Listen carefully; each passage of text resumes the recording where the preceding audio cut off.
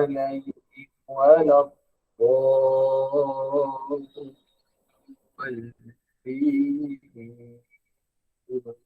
آمين. Amin, amin ya Rabbal Alamin. Dengan ini saya bagi meneruskan majlis, saya menyerahkan majlis ini kepada Al-Fadhil Ustaz dengan segala penuh takzim. Dipersilakan Ustaz. Assalamualaikum warahmatullahi wabarakatuh. أعوذ بالله من الشيطان الرجيم. بسم الله الرحمن الرحيم. الحمد لله رب العالمين والصلاة والسلام على أشرف الأنبياء والمرسلين وعلى آله وصحبه أجمعين. رب اشرح لي صدري ويسر لي أمري واحلل عقدة من لساني يفقهوا قولي. رضيت بالله ربا وبالإسلام دينا وبمحمد صلى الله عليه وسلم نبيا ورسولا. اللهم صل على سيدنا محمد. اللهم صل على سيدنا محمد.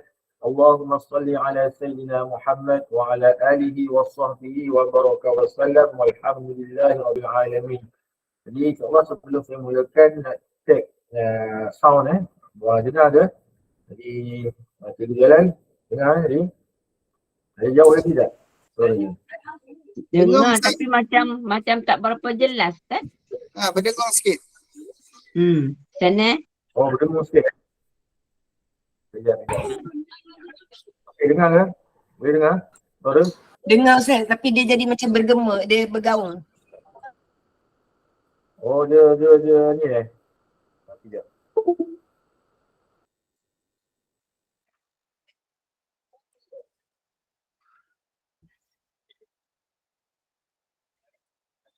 Okay, bismillahirrahmanirrahim, dengar. Okey, jelas. Alhamdulillah. Alhamdulillah. Ini jelas. Okey, alhamdulillah.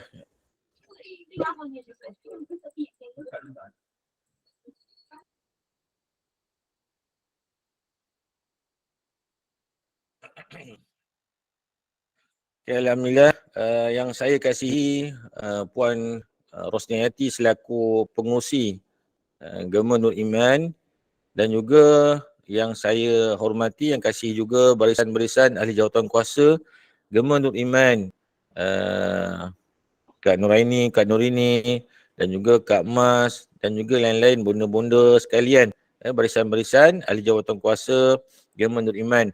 Dan juga yang saya hormati, juga kasihi, dan juga yang disayangi oleh Allah Subhanahu Wa Taala, hadirin hadirat, muslimin muslimat, tuan-tuan, puan-puan, datuk-datuk, datin-datin, guru-guru, para asatizah, dan juga ibu-ibu, ayah-ayah yang dirahmati oleh Allah Subhanahu Wa Taala, yang berada di mana-mana sekalipun.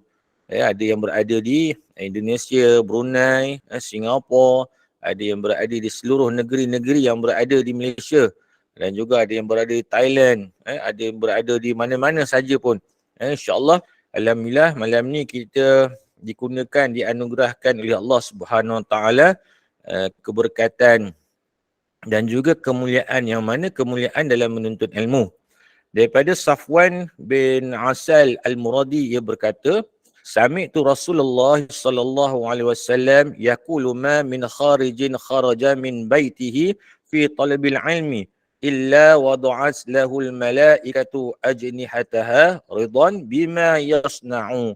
Maknanya Nabi SAW bersabda, tidaklah seseorang yang keluar daripada rumahnya untuk menuntut ilmu kecuali para malaikat akan mengembangkan sayap-sayapnya.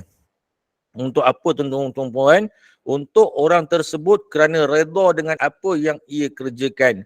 Daripada Sunan Ibn Majah nombor 222, status hadis yang sahih. Yang mana di sini pengajaran ialah yang pertama, menuntut ilmu adalah suatu tuntutan ke atas setiap umat Islam, ke setiap muslimin muslimat, ke setiap orang Islam. Maknanya ialah ada satu tuntutan kewajipan untuk kita menuntut ilmu. Yang kedua, setiap muslim yang keluar dari rumahnya untuk menuntut ilmu akan sentiasa dinaungi oleh para malaikat Allah Subhanahu Wa Taala. Mengikut Abu Abdullah bin Hakim, para malaikat akan mengembangkan sayapnya kepada penuntut ilmu, bermaksud malaikat menjaganya. malaikat melindunginya dan malaikat membentenginya. Maknanya malaikat memelihara kita. Yang mana malaikat ni diperintahkan oleh Allah Subhanahu Wa Taala. Kita ni termasuklah bukan setakat kita keluar rumahnya. Maknanya kat online ni pun salah satu kita menuntut ilmu. Menuntut ilmu ni tidak hanya terhad kepada golongan-golongan pelajar-pelajar di peringkat sekolah rendah, sekolah menengah ataupun di IPT. Tetapi tak kira usia tuan-tuan dan perempuan, tak kira macam mana sakit ke sihat ke, perlu menuntut ilmu sehingga mana? Sehingga kita bertemu dengan Allah SWT. Maknanya sehingga akhir hayat kita. Maknanya menuntutlah ilmu sehingga akhir hayat kita. Maknanya tak kira apa pun, tak kira masa, tak kira usia, tak kira tempat pun. Sama ada secara bersemuka maupun secara online. Jadi alhamdulillah kita mengikut arus perdana dan teknologi, kita dah boleh mulakan pengajian-pengajian melalui online. Maknanya sambil kita baring pun kita boleh mendengar kuliah. Dulu kita nak kena pergi masjid dan surau untuk dengar-dengar kuliah ataupun di televisyen. Sekarang ni dah mudah dah. Maknanya kita gunakan arus perdana dan teknologi yang ada ni untuk mendekatkan diri kita kepada Allah SWT. Untuk lebih kita bertambahnya iman kita dan takwa kita. Isikan masa kita yang Allah kurniakan kepada kita ni supaya ianya menjadi masa yang bermanfaat. Kesihatan yang Allah kurniakan kepada kita menjadi kesihatan yang bermanfaat. Dan umur kita menjadi umur yang bermanfaat.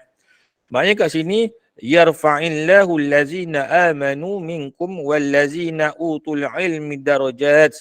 Maknanya kat sini, dalam surah Al-Mujadalah ayat yang ke-11, maknanya Allah berfirman yang bermaksud supaya Allah Subhanahu Wa Taala meninggikan darjat orang-orang yang beriman di antara kamu. Dan orang-orang yang diberikan ilmu pengetahuan daripada kalangan kamu dengan beberapa darjat. Maknanya Allah akan meninggikan darjat kita tuan-tuan dan puan. Kedudukan kita di sisi Allah Subhanahu Taala dengan kita punya usaha kita dalam menuntut ilmu. Kadang-kadang kita nak mencari masa kita. Mana masa kita nak menuntut ilmu? Maknanya kita, usaha kita tu, Allah akan meninggikan darjat kita kerana apa? Kita menuntut ilmu kerana Allah Subhanahu Wa Taala. Masya Allah, tabarakallah. Malam ni pun kita dapat menuntut ilmu. Hari ni pun, maknanya kita kena kekalkan istiqamah. Maknanya tajuk-tajuk sebelum ni saya pernah sampaikan berkenaan dengan istiqamah. Maknanya bagaimana kita istiqamahnya kita sehingga hari ini kita dapat menghadiri majlis-majlis ilmu dalam sehari satu pun. Kita rasa syukurlah, maknanya masa kita tu diisi dengan masa kita diisikan dengan masa yang bermanfaat, ilmu yang memanfaatkan diri kita dunia dan juga akhirat.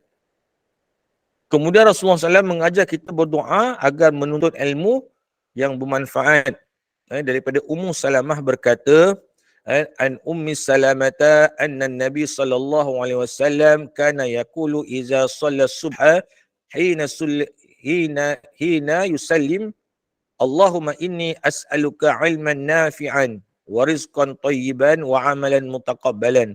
Maknanya daripada Ummu Salamah berkata selepas salam dalam solat subuh Nabi sallallahu alaihi wasallam mengucapkan, ya Allah, aku memohon kepada kamu ilmu yang bermanfaat, rezeki yang baik dan amal yang diterima.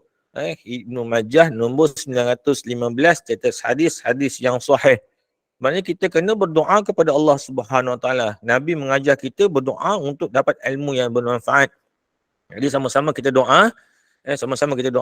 Bismillahirrahmanirrahim. Allahumma inni as'aluka ilman nafi'a wa rizqan tayyiba wa amalan mutaqabbala. Amin amin ya rabbal alamin. Alhamdulillah. Sebab kita nak menuntut ilmu pada malam ni, jadi kita baca doa supaya ilmu kita ilmu yang bermanfaat dan berkat daripada Allah Subhanahu Wa Taala. Jadi alhamdulillah tuan-tuan, puan-puan, ibu-ibu dan ayah-ayah, sebelum kita masuk kepada tajuk kita pada malam ni, iaitu kunci menjiwai kalam Tuhan. Sama-sama kita dengarkan kasidah ini, kasidah tentang Quran. Al-Quran itu kalamullah, petunjuk bagi insan yang beriman. diturunkan kepada Nabi junjungan kita yang mengandungi 114 surah. Berkat dan berbahagialah bagi yang membacanya dan mengamalkan isi kandungannya. Alhamdulillah, maaflah tak berapa sedap, tapi apa yang saya nak sampaikan berkenaan dengan kasidah Quran ni, yang mana Al-Quran itu kalamullah, yang mana petunjuk bagi insan yang beriman dan diturunkan kepada Nabi junjungan kita yang mengandungi 114 surah. Berkat dan berbahagialah bagi yang membacanya dan mengamalkan isi kandungannya. Itulah lirik kasidah yang saya bacakan tadi. Alhamdulillah, insya-Allah tuan-tuan dan puan-puan, ibu-ibu dan ayah-ayah, malam ni kita nak memahami, kita nak faham apakah, bagaimana kita nak menjiwai Al-Quran, kalamullah itu. Kita selalu membaca Al-Quran, tapi kita membaca, kita tak menghayatinya. Kita tak faham pun isi kandungan. Maknanya kita macam mana kita nak timbulkan kecintaan kita kepada Al-Quran yang kita baca setiap hari, setiap masa. Dalam Gemah Nur Iman, adanya setiap pagi dah bacanya Yasin, Al-Maqsuratnya. Kemudian sambung dengan Qurannya, malam pun dengan Qurannya, dengan Suratul Mulk, dengan bacaan Yasinnya, dengan surah Sajadahnya, lagi dengan pengisian Al-Quran tu. Tetapi bagaimana kita nak menjiwai kalamullah tu, bagaimana kita nak menjiwai Al-Quran tu supaya kita dapat menanamkan, kita dapat membenihkan, menyemaikan kecintaan kita terhadap Al-Quran tu dengan sebenar-benarnya. Jadi kita kena tahu apakah itu Al-Quran. Jadi insya-Allah kita akan bagaimana kita nak mengenali Al-Quran. Maksudnya apabila kita ditanya kepada kita tuan-tuan dan puan-puan, apakah itu Al-Quran dan apakah jawapan kita? Bila ditanya kepada kita, bila anak kita tanya, mak apa tu Quran? Ayah apa tu Quran? Nenek apa tu Quran nenek? Apa tu Quran? Kakak apa tu Quran? Jadi apakah kita nak jawab dengan soalan-soalan demikian? Senang saja, mudah saja, jawapannya pendek. Yang mudah untuk kita jawab, Al-Quran ialah kitab suci orang Islam. Al-Quran ialah kitab suci orang Islam. Dari mana datangnya Quran? Al-Quran datang daripada Allah Subhanahu Wa Taala. Al-Quran adalah kitab yang diturunkan oleh Allah Subhanahu Wa Taala kepada Nabi Muhammad sallallahu alaihi wasallam untuk apa? Bagi membimbing manusia ke jalan yang benar dan diredai. Kita kena faham. Kita kena faham Al-Quran ni yang kita baca ni, yang kita baca, yang kita amalkan, diturunkan daripada Allah Subhanahu Wa Taala. Dan juga Al-Quran ini untuk apa? Membimbing manusia ke jalan yang benar dan diredai. Maknanya kita nak kehidupan kita diredai dan juga dibimbing ke jalan yang benar adalah kita kena memahami apa yang disampaikan oleh Allah Subhanahu Wa Taala di dalam Al-Quran. Itu yang dikatakan kalamullah. Apakah keistimewaan Al-Quran dibandingkan dengan kitab-kitab yang lain? Jawapannya adalah Al-Quran mempunyai mukjizat yang dipelihara oleh Allah Subhanahu Wa Taala. Al-Quran tidak berubah. Al-Quran tidak ada pokok tambah oleh tangan-tangan manusia. Dari dahulu hinggalah sekarang, Al-Quran dibaca dengan bahasanya yang asal, iaitu bahasa Arab. Kitab-kitab yang lain, iaitu Taurat, Zabur dan Injil tidak mempunyai mukjizat serta mengalami perubahan-perubahan. Tidak ada lagi kitab-kitab ini dalam bahasanya yang asli, dalam pasaran, maknanya tak ada lagi. Kitab yang asli sehingga hari kiamat adalah kitab Al-Quran. Kitab-kitab yang lain, Taurat, Zabur dan Injil dah tak ada dah. Maknanya keasliannya tak ada kerana telah dirosakkan oleh tangan-tangan manusia. Al-Quran kenapa dikatakan kitab mukjizat tuan-tuan dan puan-puan? Apakah mukjizat Al-Quran? Jadi kita kena faham kat sini. Maknanya kita kena faham apakah maksud mukjizat itu sendiri. Mukjizat adalah perkataan Arab daripada perkataan ajaza. Daripada perkataan Arab iaitu perkataan ajaza yang bermaksud lemah. Kemudian isim fa'ilnya ialah mu'jiz. Bermaksud yang melemahkan. Kata jamaknya mu'jizat. Perkataan ini dieja dengan mukjizat. Mukjizat Al-Quran bermaksud Al-Quran mempunyai banyak mukjizat. Iaitu Al-Quran melemahkan pihak lain sehingga tidak mampu menandinginya. Itu yang maksudnya. Maknanya maksud yang lemah tu, yang melemahkan, maknanya Al-Quran mempunyai banyak mukjizat, iaitu maknanya melemahkan pihak lain sehingga tidak mampu menandinginya. Itu maksudnya. Jangan ingatkan Al-Quran ni dia lemah. Bukan. Tetapi Al-Quran melemahkan pihak lain sehingga tidak mampu menandinginya. Tidak dari segi bahasa, hukum hakam, sejarah dan sebagainya. Itu Al-Quran. Maknanya dari segi bahasa, Al-Quran adalah bahasa yang paling hebat dalam dunia.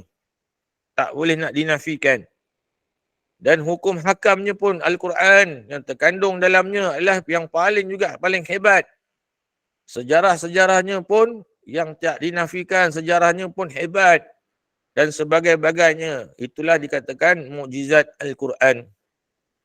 Kemudian tuan-tuan dan puan-puan, ibu-ibu, ayah-ayah, pembahagian mukjizat ini terbahagi kepada dua jenis. Kita kena faham pembahagian mukjizat ada dua, iaitu mukjizat hissiyah ataupun madiyah. Mukjizat hissiyah.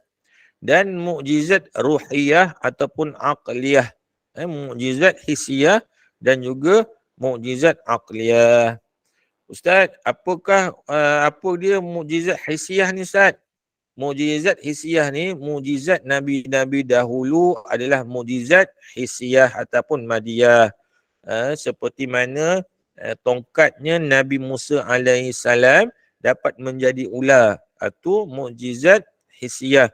Dan juga Nabi Isa dapat mengubat sakit kusta dan sopak serta menjadikan burung daripada tanah dan menghidupkannya serta terbang. Ataupun Nabi Ibrahim alaihissalam yang dibakar di dalam unggun api yang besar tetapi tidak hangus, tidak terbakar walaupun sedikit. Semua itu adalah mukjizat madiyah ataupun hissiyah. Kena faham tu jadi mukjizat hissiyah ataupun mukjizat madiyah. Nabi Muhammad SAW mempunyai dua jenis mukjizat, iaitu hissiyah dan ruhiyah. Antara contoh mukjizat hissiyah ialah makanan itu sedikit tetapi cukup dimakan oleh ramai orang. Yang ini mukjizat hissiyah. Mukjizat hissiyah ni tuan-tuan dan puan-puan, dia akan maknanya hilang. Maknanya dia akan tak ada bila mana Nabi ataupun Rasul tu dia dah wafat. Maknanya dah tak ada dah. Mukjizat tu dah tersebut dah tiada. Tetapi yang akan adalah mukjizat aqliyah, iaitu Al-Quran. Dia tak, maknanya dia akan berkekalan. Mukjizat tu dia berkekalan. Kita akan bincang lagi. Baik, antara contoh mukjizat hissiyah ialah makanan itu sedikit tetapi cukup dimakan oleh ramai orang. Air keluar daripada celah jari Nabi. Dan Abu Lahab mahu memancung beliau tetapi pedangnya tidak sampai kerana kakinya melekat di bumi. Itu antara mukjizat hissiyah yang terdapat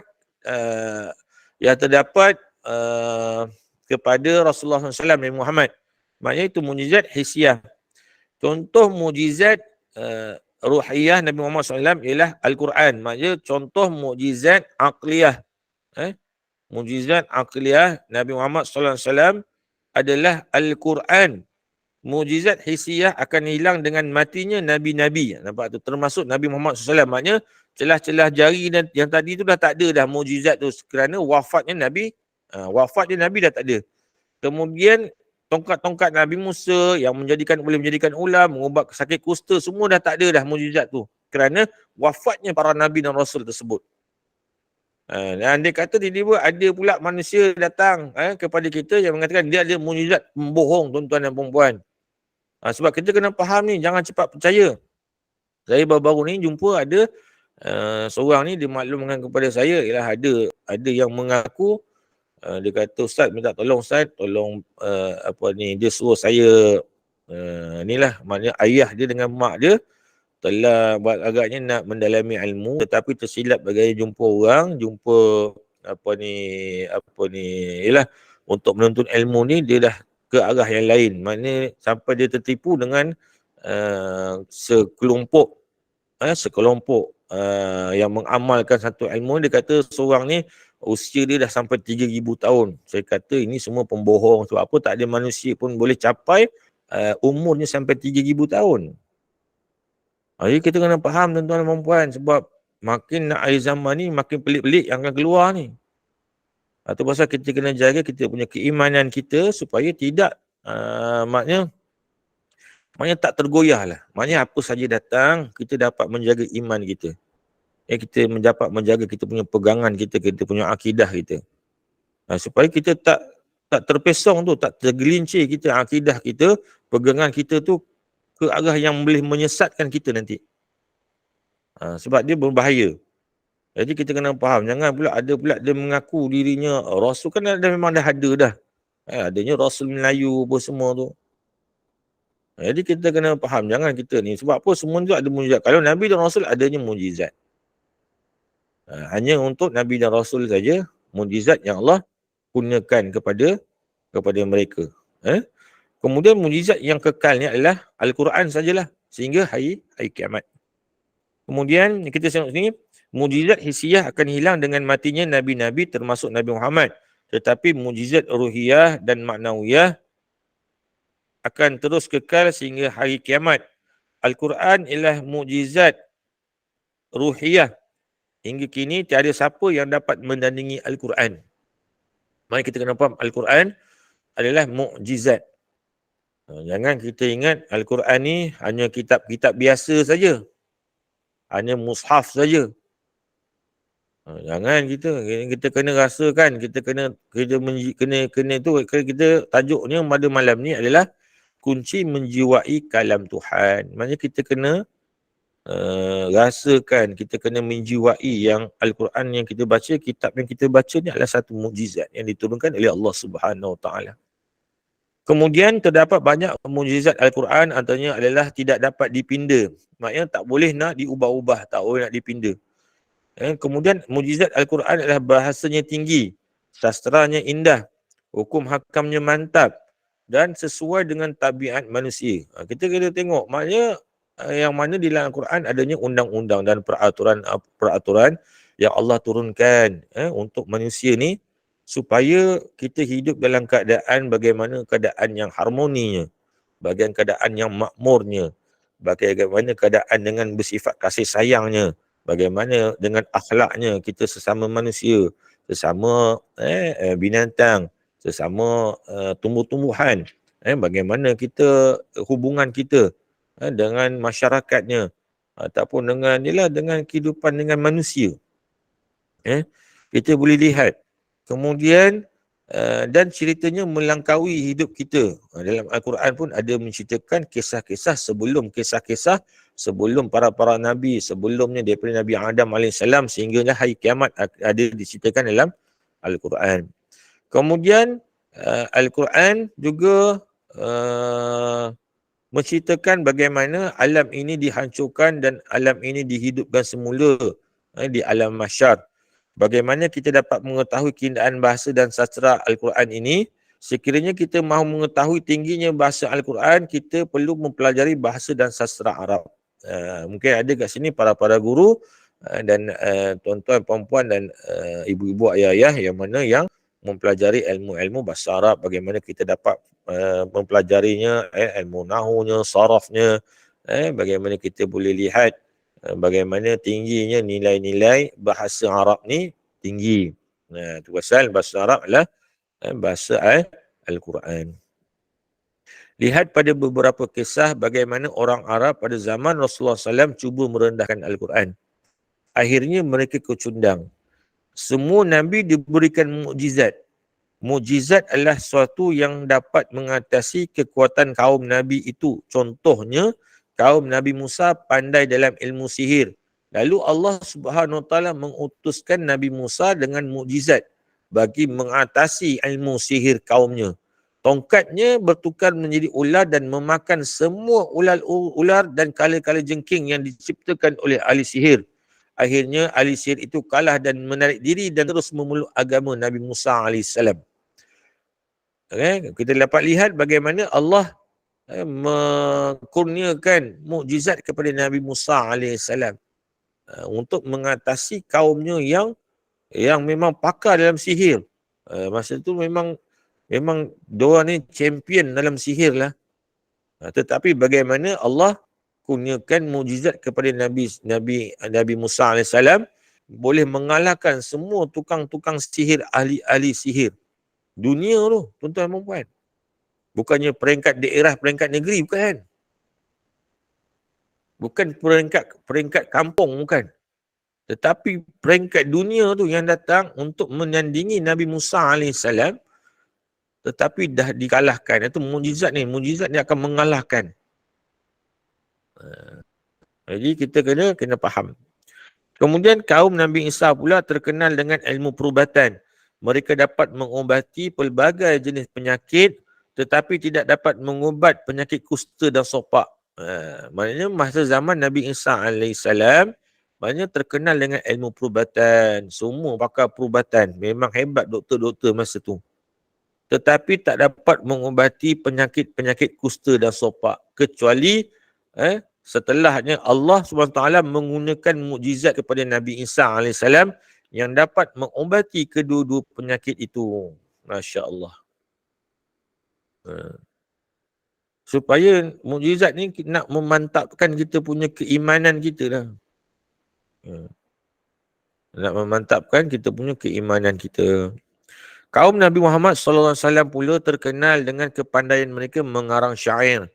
Pada setiap tahun, mereka mengadakan satu haflah, maknanya pesta lah.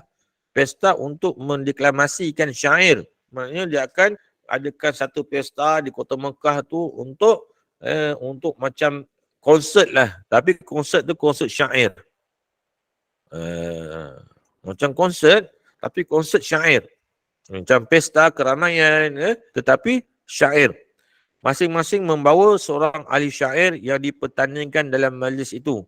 Syair yang menang akan ditulis dengan dakwat emas dan digantung pada dinding Kaabah sebagai penghormatan. Masya Allah, nampak tu? Maknanya pemenang kepada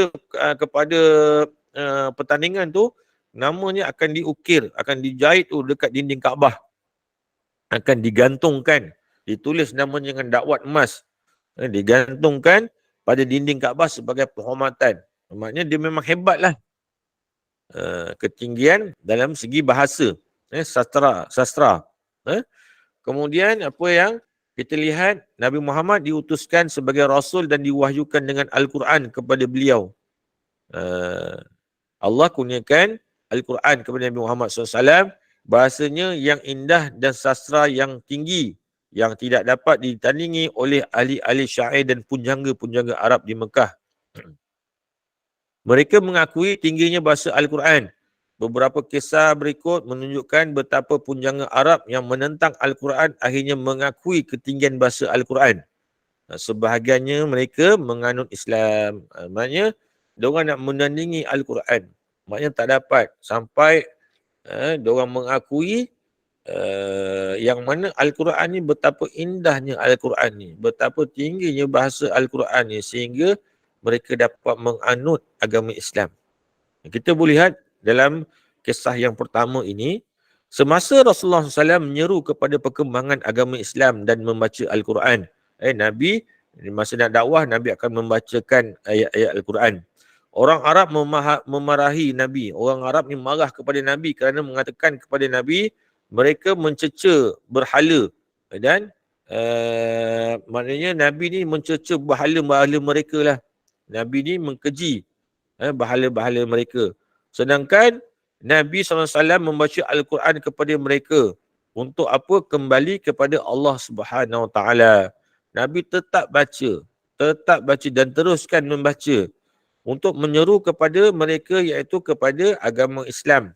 Pada waktu malam pula Nabi akan berada di sisi Kaabah bagi membaca Al-Quran yang diwahyukan. Maksudnya Nabi pada malam tiap-tiap masa dia akan membacakan Al-Quran.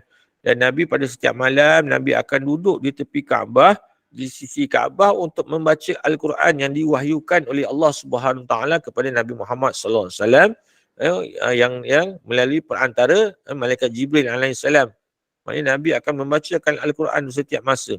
Nabi akan membaca Al-Quran tu untuk berdakwah kepada kaum-kaum musyrikin Mekah ni untuk kembali kepada Islam, untuk memeluk kepada Islam.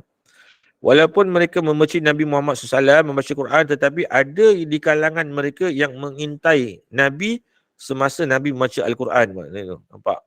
Walaupun di kalangan mereka ramai yang kat situ yang benci kepada Nabi, tetapi ada yang, Masya Allah, dalam diam-diam diintai Nabi baca Quran. Sebab apa? Bacaan Al-Quran ni bacaan yang indah. Kalau kita dengar qari-qari yang hebat pun baca sedap. Bagaimana pula Nabi SAW membaca Al-Quran, kan? Macam mana tu? Tak ke betapa indahnya dunia ni? Kalau kita dengar qari-qari yang menang qari antarabangsa, qari-qari yang hebat-hebat pun kita dengar, Masya Allah, sedapnya suara, Masya Allah, Subhanallah. Ni apatah lagi Nabi SAW yang membaca Al-Quran. Kita tak tahu betapa indahnya. Itu kita boleh lihat bagaimana pada dalam kalangan tu, walaupun mereka membenci Nabi SAW, tetapi ada yang di kalangan mereka mengintai Nabi masa Nabi tengah baca Al-Quran di sisi Kaabah. Walaupun masa tu situasi tengah marah-marah. Ada yang macam, tapi dalam diam, diintai Nabi. Kemudian, mereka mahu mengetahui apa yang Nabi bacakan. Akhirnya mereka tahu dan meyakini bahawa Al-Quran itu tinggi nilainya dan betapa indah sastranya. Pengajarannya pula baik dan murni. Al-Quran kan banyak pengajaran-pengajaran yang berhikmah, yang berhemah. Balasan-balasan apa yang Allah nak bagi itu kan banyak yang indah-indah syurganya. Masya Allah. Sebahagian daripada mereka yang datang mengintai Nabi turut terpengaruh. Kemudian memeluk Islam. Manakala ada sebahagiannya menerima Islam. Kemudian pemimpin-pemimpin mereka mengeluarkan arahan supaya jangan mendengar apa yang dibacakan oleh Nabi Muhammad SAW. Kerana mereka takut terpengaruh dengan Al-Quran dan memeluk Islam. Dalam hal ini Allah pun menjelaskan. Allah telah menjelaskan dalam surah Al-Fusilat ayat yang ke-26. A'udzubillahi minasyaitanirrajim. Wa qala allazina kafaru la tasma'u lihadzal Qur'an.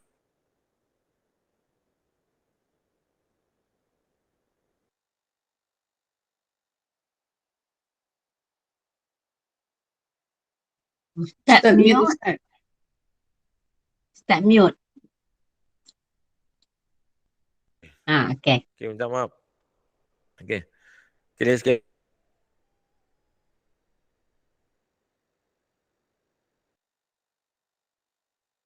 Mute lagi Ustaz. Okey, ada yang ni Bismillahirrahmanirrahim. Okay, ada yang takut nak dengar Al-Quran. Kemudian pemimpin-pemimpin ni pun marah kepada mereka supaya mereka ni tutup telinga tu. Jangan dengar apa yang Nabi SAW baca tu. Baca Al-Quran pun taruh dengan memeluk dalam Islam. Yang ini Allah telah menjelaskan dalam Fusilat ayat ke-26. Minasyaitanirrajim. وَقَالَ الَّذِينَ كَفَرُوا لَا تَسْمَعُوا لِهَذَا الْقُرْآنِ وَالْغَوْا فِيهِ لَعَلَّكُمْ تَغْلِبُونَ. Allahul Azim.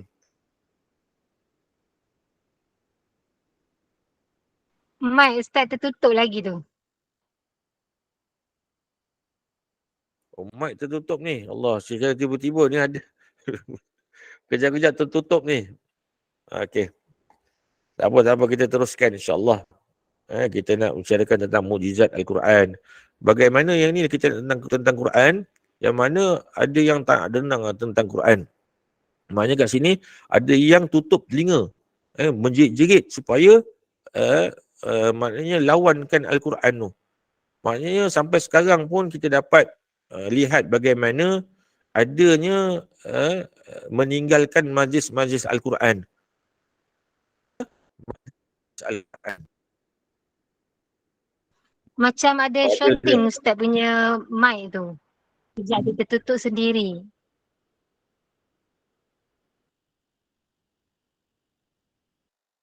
Okey. Sekejap Okey, alhamdulillah. Okey, kita teruskan. Minta maaf. Jadi agaknya ni cubaan dan ujian dalam kita nak sampaikan ilmu, lagi-lagi berkenaan dengan ilmu-ilmu Al-Quran, ilmu-ilmu dakwah ni. Jadi insya-Allah kita anggap sesuatu ni ujian untuk kita, lebih kita tambahnya iman kita dan takwa kita kepada Allah Subhanahu Wa Taala. Jadi insya-Allah kita sambung tadi, keadaan ini berlaku sampai sekarang. Sekiranya dibacakan Al-Quran pada majlis-majlis seperti majlis tilawah, majlis tadarus, akan ada satu kumpulan yang mengadakan majlis lain yang dapat menarik khalayak dan meninggalkan majlis Al-Quran. Ini kita dapat lihat yang berlaku pada kita sekarang ni. Kita dapat lihat ada bila kita buatnya majlis yang Al-Quran atau majlis tilawah atau majlis-majlis agama, ada pula yang menganjurkan majlis-majlis untuk meninggalkan majlis-majlis agama tersebut. Ada yang memang berlaku, sekarang pun berlaku. Maknanya bukannya daripada dulu je berlaku, maknanya terbawa sehingga zaman sekarang. Maknanya zaman sekarang lagi mencabar, lagi dahsyatnya. Jadi kita kena buat, maknanya kita kena tahu mana yang baik untuk diri kita. Mana yang terbaik untuk kita, untuk diri kita, dunia dan akhirat, untuk kita manfaatkan. Kita kena faham ke situ. Kita, maknanya sekarang ni ada majlis tentang ilmu. Lepas tu ada pula dianjurkan majlis lain pula. Mana yang kita nak dahulukan? Jadi benda ni bukannya berlaku daripada zaman Nabi lagi. Maknanya sehingga sekarang pun berlakunya tentang perkara-perkara ini. Kemudian malah ada yang mencadangkan supaya dibakarkan saja Al-Quran seperti yang dilakukan oleh negara-negara yang terbabit lah. Maknanya kita dapat tahu sebelum ni ada negara-negara yang membakar Al-Quran untuk mengajak mereka bencikan Al-Quran. Sebab apa mereka tak nak? Mereka takut bila Ustaz baca Quran, Masya Allah. Jadi kita anggap, sebab kita nak bercerita tentang Quran, semuanya tak apalah, ini ujian insya-Allah. Kita tetap teruskan. Sebab kita nak sampaikan tentang ilmu, tentang apa tu Al-Quran, apa tu mukjizat, supaya kita semua faham yang mana Allah nak menyelamatkan kita, nak membantu kita. Kita dapat lihat kasih sayang Allah ni melebihi kasih sayang ibu kepada anaknya. Yang mana Allah takkan simple-simple, Allah takkan senang-senang nak mencampakkan kita ke dalam api neraka Allah Subhanahu Taala. Sebab malam ni kita berada di majlis ilmu untuk kita, Allah selamatkan kita dunia dan juga akhirat, untuk dimasukkan ke dalam syurga Allah Subhanahu Taala. Kita kena faham. Kalau kita faham, alhamdulillah kita tahu macam mana kita nak mengharungi ujian-ujian dalam kehidupan kita, menah-menah dalam kehidupan kita. Kita dapat tahu apa yang kita nak buat, mana yang baik, mana yang tak baik untuk diri kita, mana yang buruk dan mana yang baik untuk kita. Alhamdulillah. Okay, insyaAllah kita teruskan. Pada tahun 2010, Terry Jones daripada Amerika mengisytiharkan mau membakar Al-Quran kerana katanya Al-Quran membawa ajaran yang salah. Dengan pengisytiharan itu, ramai yang membeli Al-Quran kerana mahu lihat isi kandungan Al-Quran. Sesudah membacanya, ramai yang memeluk agama Islam. Inilah mukjizat Al-Quran. Masya Allah, tabarakallah. Kita dapat lihat, maknanya dalam paper, pada tahun 2010, Terry Jones dari Amerika mengisytiharkan nak bakar Al-Quran, tuan-tuan, perempuan, ibu-ibu dan ayah-ayah, kerana katanya Al-Quran membawa ajaran yang salah, ajaran yang sesat. Dengan pengisytiharan itu, ramai yang beli Al-Quran. Kita dapat lihat, ramai yang beli Al-Quran. Kita pun dapat lihat sebenarnya peristiwa yang baru-baru ni, yang diorang bakar Al-Quran, sebenarnya ramai yang masuk Islam, tuan-tuan dan perempuan. Sebab bila mereka membaca ni isi kandungan Al-Quran, diorang tak dapat jumpa pun keganasan dalam Islam. Diorang tak dapat jumpa pun yang Nabi Muhammad SAW ni adalah pengganas. Dia tak dapat jumpa pun yang Islam ni pengganas. Jadi kat sini memang fakta. Dan dikatakan sesudah mereka membacanya, ramai yang memeluk agama Islam. Inilah mukjizat Al-Quran. Pada bulan Oktober tahun 2010, seorang penulis terkenal iaitu adik ipar kepada Tony Blair, bekas Perdana Menteri Britain, juga memeluk agama Islam. Pada mulanya dia tidak membaca Al-Quran, tetapi dia melihat amalan-amalan orang yang berpegang kepada Al-Quran. Lihat. Di Palestin dan Iran, dia tertarik dengan kehalusan adab orang yang membaca Al-Quran. Akhirnya dia memeluk agama Islam. Demikianlah keadaan mujizat Al-Quran. Kita boleh tengok dalam majalah Al-Islam pada bulan Disember tahun 2010. Masya Allah, nampak tu? Siapa yang masuk Islam tu? Adik ipar kepada Tony Blair, bekas Perdana Menteri Britain. Jadi Al-Quran kita tak boleh buat main-main. Kita agama Islam, orang Islam, tengok bagaimana dia dapat tertarik dengan kehalusan adab-adab orang yang membaca Al-Quran. Nampak, kita lepas lihat. Kemudian kisah yang seterusnya, kisah ini adalah kisah Sayyidina Umar Al-Khattab memeluk agama Islam. Pada mulanya dia membenci Islam, tetapi akhirnya dia menerima Islam.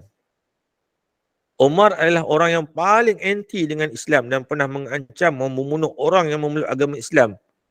Demikianlah marahnya Umar kepada Islam dan Nabi-Nya.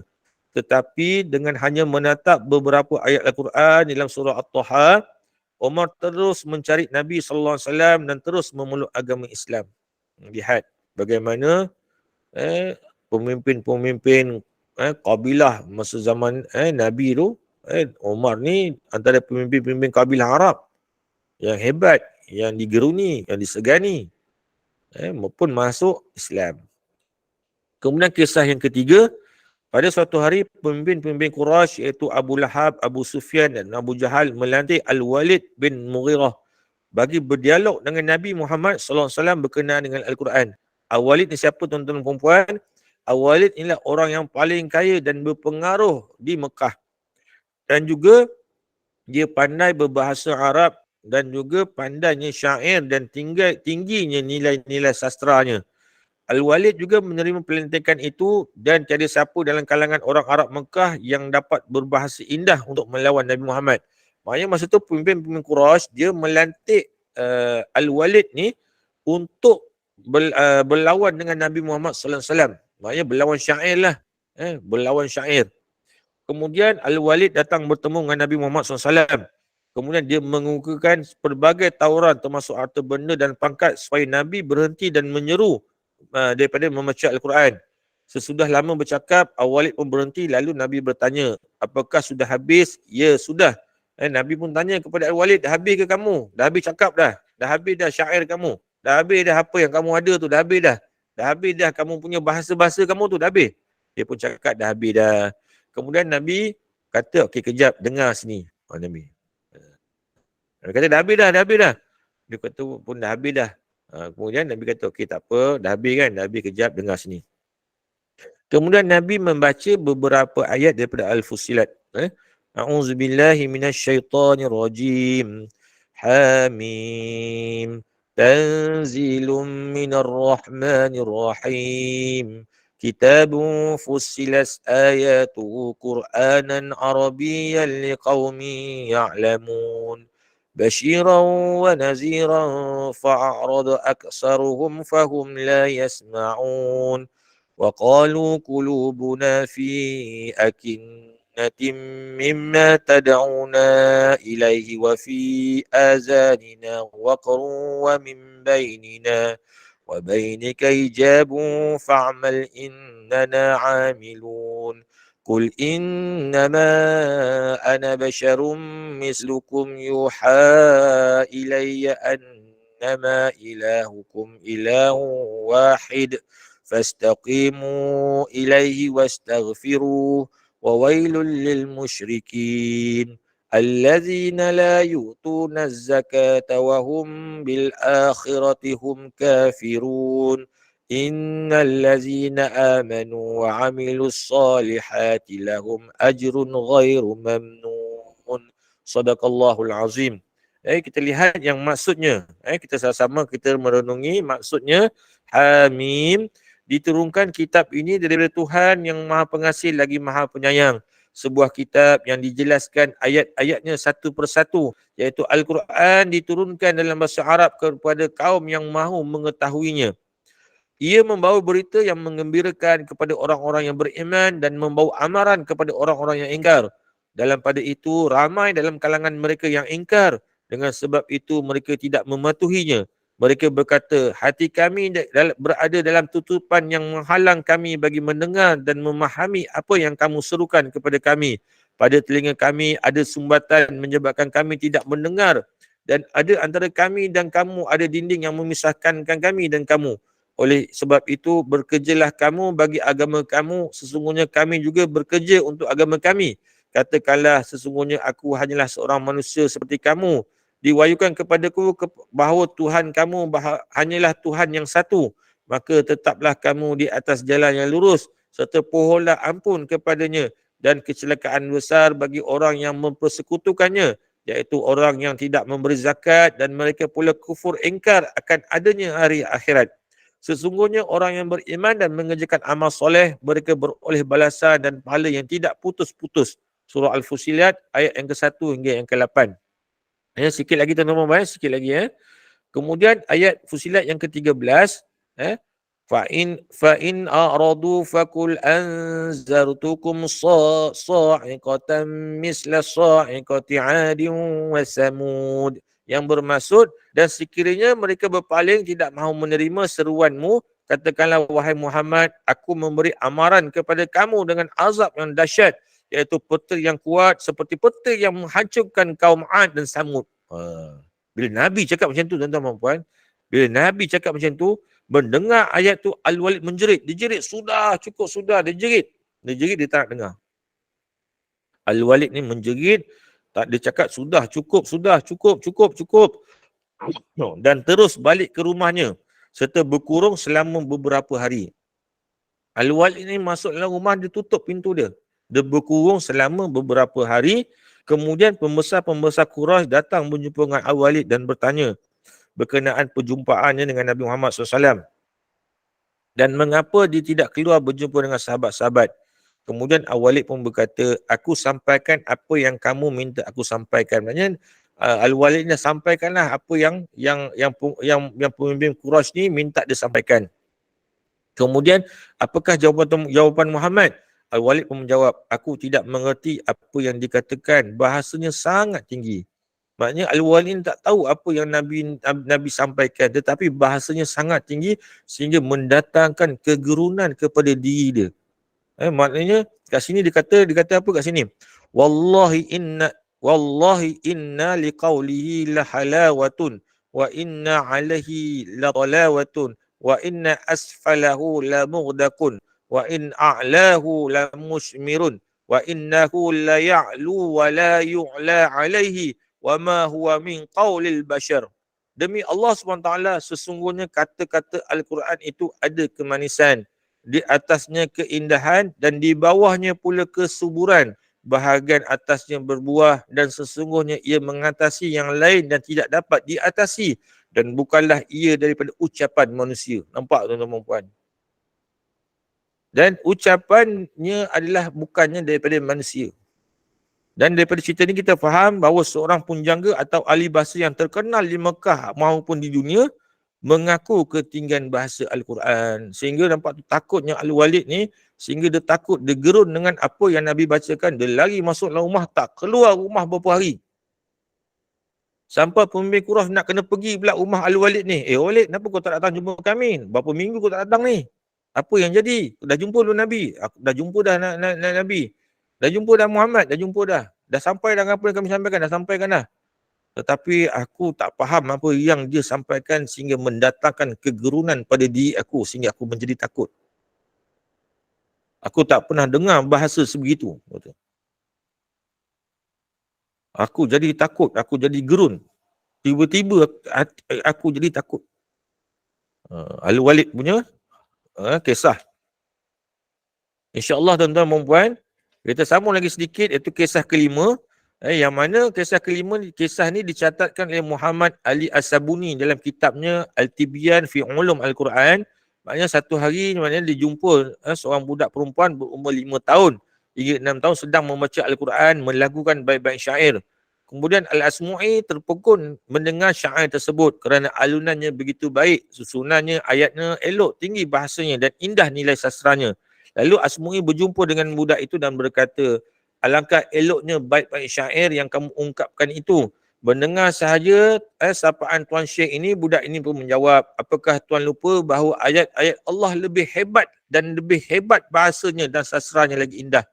Budak itu terus membaca sepotong ayat Al-Quran. Maknanya kat situ Asmu'i dia dengar budak-budak ni melantunkan syair, dia kata hebatnya apa yang kamu baca ni, apa yang kamu syairkan ni. Kemudian dikatakan, wahai Syekh, Syekh lupa ke yang paling hebat apa dia adalah Al-Quran Syekh. Kemudian budak ni dia membacakan dalam surah Al-Qasas ayat yang ke-7 yang mana وأوحينا إلى أم موسى أن أرضعيه فإذا خفت عليه فألقيه في يم ولا تخافي ولا تحزني إنا رادوه إليك وجاعلوه من المرسلين صدق الله العظيم. Kami ilhamkan kepada ibu Musa, susukanlah dia, iaitu Musa, dan sekiranya kamu takut sesuatu bahaya menimpanya daripada angkara Firaun, maka letakkanlah dia di dalam peti dan hanyutkanlah dia ke laut. Dan janganlah kamu berasa bimbang dan jangan berduka cita. Sesungguhnya kami akan mengembalikannya kepada kamu dan kami akan melantiknya menjadi salah seorang daripada rasul-rasul kami. Surah Al-Qasas ayat yang ke-7. Maknanya kat sini tuan-tuan dan puan-puan, ibu-ibu dan ayah-ayah, ayat ni pendek saja. Kita kejap, ayat ni pendek saja. Tetapi terdapat 2 suruhan, 2 larangan, 2 perkhabaran dan 2 berita gembira. Yang pertama, 2 suruhan tadi iaitu susukan dan lepaskan Nabi Musa ke laut. Yang kedua, 2 larangan. Tadi 2 suruhan, kemudian 2 larangan. 2 larangan itu jangan takut dan jangan berduka cita. Ini dalam satu ayat ni. Dalam satu ayat Al-Quran tu terdapat ada 4 perkara. Pertama, 2 suruhan, 2 larangan. Kemudian 2 perkhabaran iaitu kami ilhamkan dan kamu takut. Kemudian yang keempat, 2 berita gembira iaitu kami kembalikannya dan kamu dan menjadikannya Rasul. Mendengar jawapan daripada budak ini, sekali lagi Al-Asmu'i terpegun dan budak kecil dapat menilai ketinggian Al-Quran. Jadi ini adalah kisah-kisah di antara kisah-kisah Al-Quran, kehebatan Al-Quran, mujizat Al-Quran, tuan-tuan dan puan-puan, ibu-ibu dan ayah-ayah. Alhamdulillah, insya-Allah. Kitab yang saya gunakan adalah kunci menjauhi kalam Tuhan. Kunci menjauhi kalam Tuhan. Yang ni. Kita boleh dapatkan di pustaka-pustaka atau kedai-kedai buku, kita boleh lihat. Benda ni, kitab ni dia tak tebal tapi dia boleh dia boleh untuk kita memahaminya. Apa kita nak menjiwai Al-Quran. InsyaAllah kita akan sambung nanti untuk episod yang seterusnya. Untuk kuliah yang seterusnya, insyaAllah kita akan sambung lagi. Jadi masa pun mencemburui kita, dah 9:11 dah. Jadi saya minta ampun dan maaf atas segala kekurangan, kesilapan apa yang saya sampaikan. Jadi yang pertama sekali kita kena ingat Al-Quran ini adalah kalam Allah. Dan Al-Quran ini adalah mukjizat. Mukjizat yang tak akan hancur sehingga hari kiamat. Maknanya dia akan kekal. Maknanya kita kena selalu mendampingi Al-Quran ini untuk kita supaya kita, maknanya itu adalah bukti orang yang beriman dan bertakwa kepada Allah Subhanahu Wa Taala. Maknanya selalu berdamping dengan Al-Quran, dan Al-Quran ni insya-Allah akan, memang janji Allah akan menjadikan kehidupan kita ni diberkati, diredai oleh Allah, dan Allah akan membahagiakan orang yang membaca Al-Quran, yang mana yang mengamalkan Al-Quran dalam kehidupannya. Itu janji-janji Allah. Mana kalau kita nak bahagia, amalkan Al-Quran dalam kehidupan kita, insya-Allah. Itu saja daripada saya. InsyaAllah saya serahkan kepada pengurusi majlis. Ya, Ustaz. Ustaz, lepas ni Ustaz ada kelas ke? Assalamualaikum. Selepas ni. Waalaikumsalam warahmatullahi wabarakatuh. Ada? Tak ada kan? kuliah lagi? Oh, tak ada, kita baca Al-Mulk boleh? Tu baca Al-Mulk Okey, boleh, boleh. Lepas tu baru kita tutup majlis. Boleh. Okey. Boleh, alhamdulillah. Lepas kita baca Al-Mulk, kita tutup majlis. Okey, boleh. Terima kasih Ustaz. Okey, insyaAllah. Kita Alhamdulillah, mana ni peluang Allah bagi untuk kita sama-sama kita tutup kan ataupun tangguhkanlah majlis kita ni dengan bacaan Al-Quran iaitu Suratul Mulk. Jadi kita tahu pun tuan-tuan dan puan, Suratul Mulk ni Nabi minta kita baca. Nabi suruh kita baca supaya dapat menyelamatkan kita nanti. Betul, janji-janji Allah, janji-janji Nabi kita jangan was-was, jangan was-was sebab Nabi nak bantu kita, Allah pun nak bantu kita, nak menyelamatkan kita supaya kita selamat daripada siksaan kubur.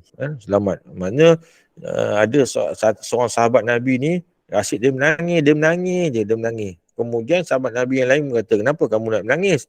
Sedangkan kamu ni dijamin oleh Allah SWT, dijamin syurga. Dia kata memang aku ni dijamin syurga tetapi aku tidak dijamin selamat daripada siksaan kubur. Dia rupanya dia menangis sebab apa? Memang aku ni dijamin oleh Allah syurga. Tetapi aku tak dijamin oleh Allah Subhanahu Wa Taala terselamat daripada siksaan dan azab kubur. Jadi kita jangan ambil mudah, selalulah kita ambil berat dalam kehidupan kita untuk kita selamat. Selamat. Ada masa yang kita boleh buat, kita buat untuk jadikan amalan. InsyaAllah. InsyaAllah kita sama-sama kita baca. Astaghfirullahalazim. A'udzu billahi minasyaitonir rajim. Bismillahirrahmanirrahim. Tabarakalladzi biyadihil mulku wa huwa ala kulli syai'in qadir. الذي خلق الموت والحياة ليبلوكم أيكم أحسن عملا وهو العزيز الغفور الذي خلق 7 سماوات طباقا ما ترى في خلق الرحمن من تفاوت فارجع البصر هل ترى من فطور ثم ارجع البصر كرتين ينقلب إليك البصر خاسئا وهو حسير ولقد زينا السماء الدنيا بمصابيح وجعلنا رجوما للشياطين وأعتدنا لهم عذاب السعير وللذين كفروا بربهم عذاب جهنم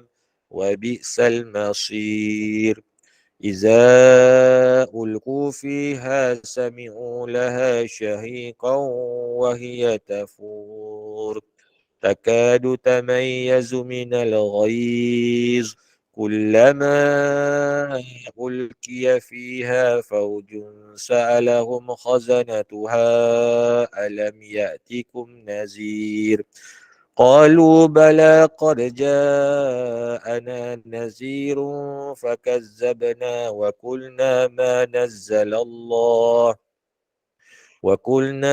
نزل الله من شيء إن أنتم إلا في ضلال كبير وقالوا لو كنا نسمع أو نعقل ما كنا في أصحاب السعير فاعترفوا بذنبهم فسحقا لأصحاب السعير إن الذين يخشون ربهم بالغيب لهم مغفرة وأجر كبير وأسروا قولكم أو اجهروا به إنه عليم بذات الصدور ألا يعلم من خلق وهو اللطيف الخبير هو الذي جعل لكم الأرض ذلولا فامشوا في مناكبها وكلوا من رزقه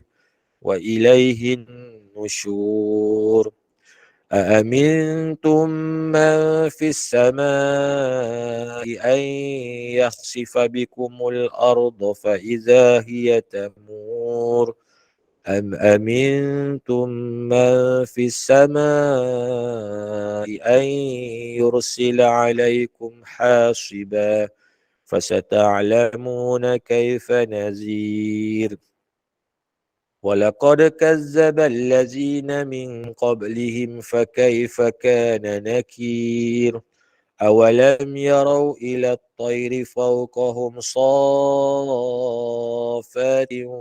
ويقبض ما يمسكهن إلا الرحمن إنه بكل شيء بصير أمن هذا الذي هو جند لكم ينصركم من دون الرحمن إن الكافرون إلا في غرور أمن هذا الذي يرزقكم إن أمسك رزقه بل لجوا في عتو ونفور أفمن يمشي مكبا على وجهه أهدى أمن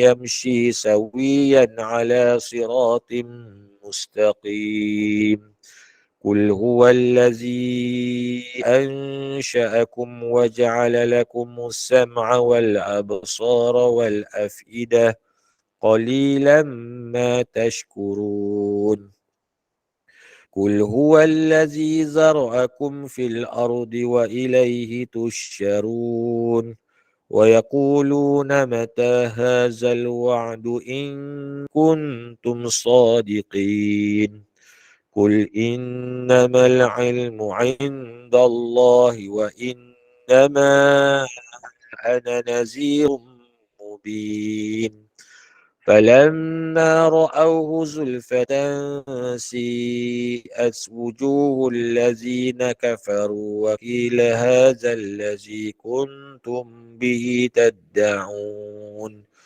قل أرأيتم إن أهلكني الله ومن معي أو رحمنا فمن يجير الكافرين من عذاب أليم قل هو الرحمن آمنا به وعليه توكلنا فستعلمون من هو في ضلال مبين قل أرأيتم إن أصبح ماؤكم غورا فمن يأتيكم بماء معين صدق الله العظيم. Sadaqallahul Azim. Alhamdulillah. Alhamdulillah, syukur pada Allah. Kuliah maghrib kita berjalan lancar dengan hadis-hadis sahih yang kunci menjiwai kalam Tuhan. Moga kita istiqamah dalam bentuk ilmu ini dengan izin Allah sebagai penuntut. Kita dijaga oleh malaikat. Moga semua ilmu yang Ustaz sampaikan menjadi ilmu yang bermanfaat dan mendapat redha dan rahmat Allah, insya-Allah. Izinkan saya buat sikit bahan untuk esok Ustaz kuliah besok. Besok pagi kita kuliah subuh bersama Al-Fadhil Ustaz Ilin Aminin bin Muhammad Saleh. Dan kuliah duha bersama dengan Ustaz Haji Muhammad Nur Rashid bin Haji Muhammad Yasir Idris Al-Karami. Dengan itu kita ucapkan ribuan terima kasih pada Ustaz atas ilmu yang disampaikan. Terima kasih pada semua jemaah. Terima kasih pada Gemma Nur Iman. Saya mewakili Gemma Nur Iman memohon maaf andai ada sebarang kekurangan dalam majlis ini. Segala yang baik itu daripada Allah dan yang buruk itu adalah daripada kekurangan diri kami sendiri. Bagi menutup majlis, mohon Ustaz bacakan doa penutup, tasbih kafarah dan surah Al-As, dan saya sudahi dengan wabillahi taufiq wal hidayah. Wassalamualaikum warahmatullahi wabarakatuh. Silakan Ustaz. Waalaikumsalam warahmatullahi wabarakatuh. Jadi insya-Allah jangan risau, nanti kita akan sambung lagi kuliah kita yang akan datang berkenaan dengan tasrifnya, dengan ciri-ciri Al-Qurannya, dengan apakah bagaimanakah Al-Quran ini diturunkan mengikut peringkat. Insya-Allah kita akan jumpa lagi. Jadi insya-Allah kita tangguhkan dengan tasbih ifrad dengan surah As. Subhanakallah wa bihamdika asyhadu an la ilaha illa anta astaghfiruka wa atubu ilaik. A'udzu billahi minasy syaithanir rajim. Bismillahirrahmanirrahim.